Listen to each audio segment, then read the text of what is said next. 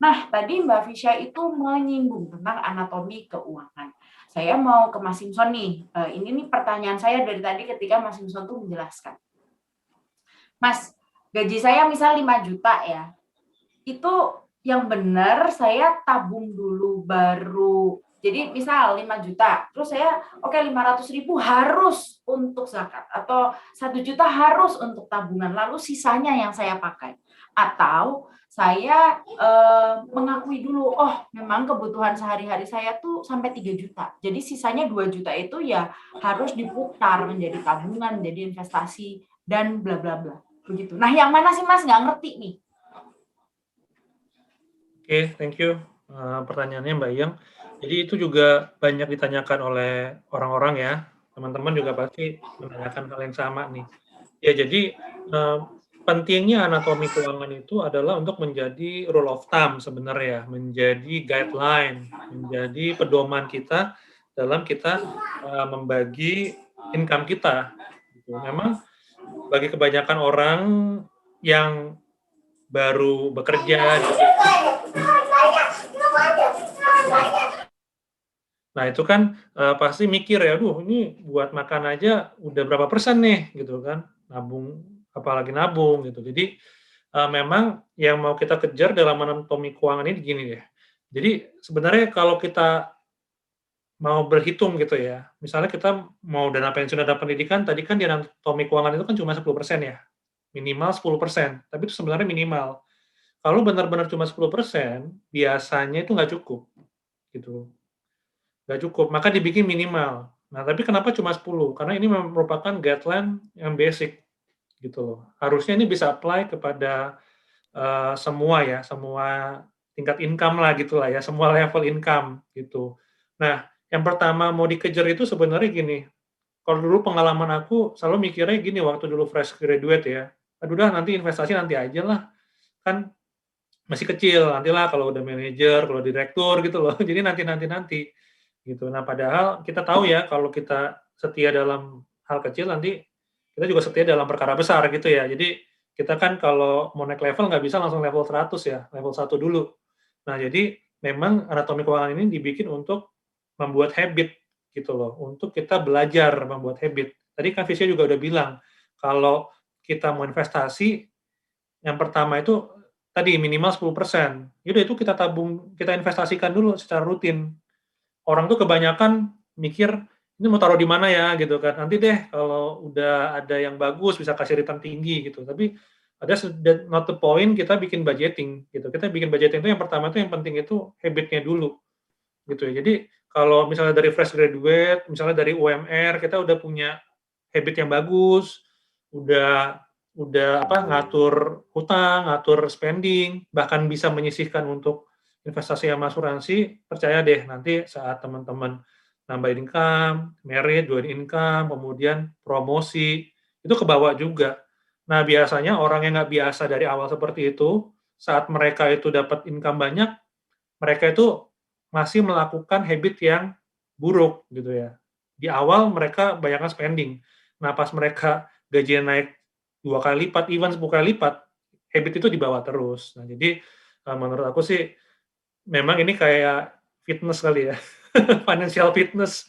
Maksudnya, kok gue harus, kencangin ikat pinggang ya, kok gue harus ikutin seperti ini ya. Tapi, percaya deh memang semua itu kan butuh butuh butuh cost ya, butuh butuh sacrifice. Kita mau hidup santai di masa depan, kita mau capai tujuan keuangan, ya sekaranglah saatnya istilahnya bersakit-sakit dahulu, gitu. Tapi kalau kita udah punya habit yang bagus, ke depannya pasti akan lebih terjamin, lebih aman keuangan kita, gitu sih. Jadi yang pertama tuh merencanakan pengeluaran dengan bijaksana, realistis, masuk akal. Lalu setelahnya, nah di dalam perencanaan keuangan itu ada semua variabel di anatomi keuangan tadi. Masalah yang mana duluan jadi nggak penting kalau memang perencanaan keuangannya sudah matang. Nah, bicara tentang kehidupan nih Mas ya, kebutuhan sehari-hari Mas Simpson, ini ada pertanyaan yang menggelitik. Zaman sekarang ini kan aplikasi yang flash sale gitu ya, 1 jam dapatkan iPhone itu sampai berapa sih sekarang? iPhone tuh kayak tersanjung ya. Sekarang tuh kayaknya berapa? 13 gitu ya. iPhone 13 hanya 1 juta gitu. Ya ampun, siapa yang nggak pengen tuh, siapa gitu kan. Nah, ini ada pertanyaan Mas dari Bulani. Bulani ini bertanya, ada nggak khilaf-khilaf yang bisa menghasilkan gitu? Karena hobinya nih khilaf. Maksudnya khilaf tuh shopping, belanja gitu loh. Ini jangan-jangan shopping sudah menjadi flash sale itu sudah menjadi kebutuhan sehari-hari gitu loh Mas. Tapi bagaimana spending yang lebih bijak. Jadi shoppingnya jalan, flash sale-nya jalan, tapi we know what to spend on gitu. Gimana tuh Mas? Oke, thank you. Jadi yang tadi ya sebenarnya kita bukannya nggak boleh ikut flash sale gitu ya, kita bukannya nggak boleh punya hobi atau beli barang yang branded sih menurut saya, tapi itu semua sudah dibudgetkan, itu yang paling penting. Jadi, hindari impulsive buying gitu ya. Jadi need sama want itu kan, berbeda ya, ini kebutuhan, ini want, tapi bukan berarti kan kita nggak punya want gitu ya, asalkan dibudgetkan. Jadi misalnya mau ikut flash sale, ya sebenarnya dia udah budgetin harusnya dari sebelum-sebelumnya. Jadi jangan sampai ya habis ikut acara ini, tiba-tiba ada notifikasi flash sale, langsung dieksekusi gitu ya, tapi baru mikir, "Entar bayarnya pakai apa ya? Entar nyicilnya gimana ya?" Gitu. Mau dia bayar tunai udah dibudgetin, udah nyicil pun gitu ya, mau nyicil pun udah dibudgetin. Tadi kan ada aturannya juga, nyicil bukannya nggak boleh kok, tapi kan ada standarnya, 35% gitu ya. Misalnya 35% itu berarti, 20% untuk produktif. Nah, kalau nyicil HP ya taruhlah itu produk, konsumtif ya, berarti kan itu 15%. Nah, itu room-nya masih ada nggak?